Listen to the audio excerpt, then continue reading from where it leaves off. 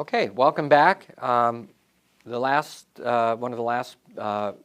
portions of our P&L are the capital expenses. And the capital expenses are typically the big stuff, the one-time items that you typically do in an investment, in an apartment, whether that be the roofs or the parking lot, the pool, just large items, siding, painting.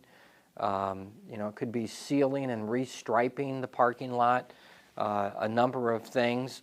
And one of the things that I want to mention to you is that when you're looking at the condition of the property, you have to project out any additional capital that you need in order to bring the property condition up, and also by doing that you can get full market value for your rents. It's a lot easier to rent an apartment and get full market value than an apartment that is not in very good condition, that looks terrible, that's in need of repair, because it's going to turn many people away.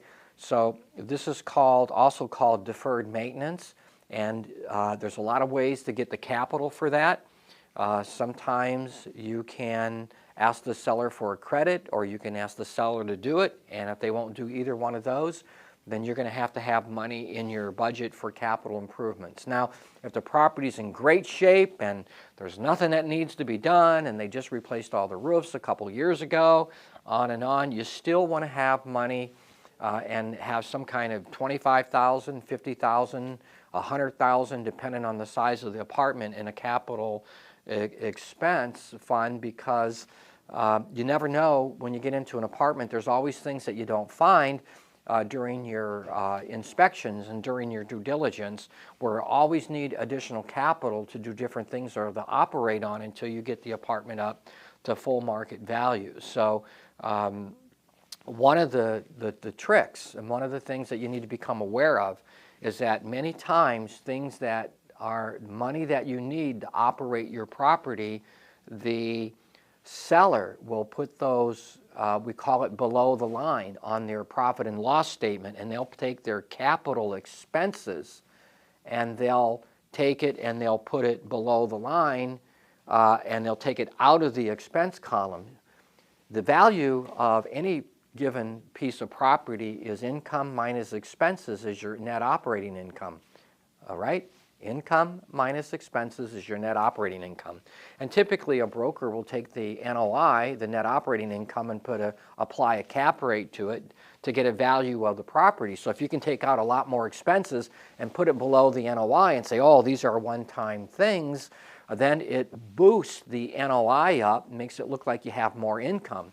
So one thing that when I'm interpreting and I'm evaluating an opportunity, the most important suggestion I can give you is to follow the cash. So whatever it's costing you to operate, whether it's above the line or below the line, you have to make sure that when you consider the cost of your loan, the cost to do the deal, additional capital expenditures, you want to make sure that you have enough cash at the end of the day to pay your investors, and that it's profitable for you as well. So whenever I look at capital expenditures, you have to know the condition of the property. And when you're first underwriting, you can ask the broker, what type of capital do I need to set aside in order for deferred maintenance to improve the property. Now, the capital expenditures are different than what we talked about earlier in the capital reserve that the lender took out for future improvements to the property. The capital expenditure are the things that you need now, things that the seller may not have done because they deferred it. And that's why it's called deferred maintenance. Sometimes it's also the same as capital expenditures. So you're going to need to make sure that you put that into your underwriting and you have plenty of money, so that when you get there and you buy the property, that you can make those improvements, you can increase the rents, and have a nice apartment and make a lot of money when you buy the apartment. So always look for things that are outside on the P&L when you're looking at the underwriting, and those outside things again, might be at the very bottom of the sheet. So you just have to make sure that, again, it costs you money. That's expenses down there, even though they may be trying to call it capital. Some of it could be capital, but a lot of times I see that when sellers are selling to boost the NOI, that they put those expenses below the line. So just be prepared for that and make sure that you underwrite. A good rule of thumb, income to expenses when you're looking at a P&L and you're underwriting yourself. If the income is $1 million a year, your expenses on an average should run you about half that amount, leaving you an NOI of $500,000. If your NOI is $750,000 on $1 million, you know there's no way you can operate a property efficiently. 45% expense against income is probably the most optimum and most efficient way. You have 45% expenses against the income. But as a general rule of thumb, if half of your expenses from your income are expenses, you know, you're operating in a pretty safe zone. If the cost to operate and the expenses are higher, they're 60, 65%.